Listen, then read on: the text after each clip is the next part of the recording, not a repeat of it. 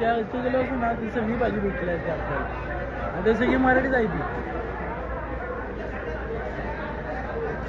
भेंडी टोमॅटो. मार्केटची सध्या परिस्थिती असं आहे की बिनमोसम पाऊस झाला आहे. पुणे, नाशिक, औरंगाबाद, जालना ह्या भागात सगळे पाऊस पडल्यामुळे भाजी पार सगळे जाळून गेलेत. त्यामुळे भाजी पार कमी येते मार्केटमध्ये, त्यामुळे रेट वाढलेले इकडे. 20 कोथिंबीरचा भाव आहे. पालक आणि मेथी 25 रुपये 30 रुपये गड्डी मार्केटमध्येच व्यापार होतोय.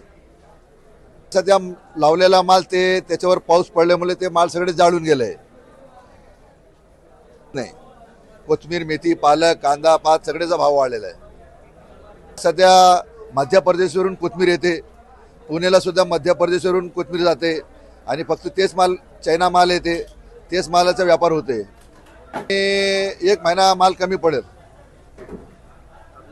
आपल्याला इस्माईल शेख, व्यापारी सेना.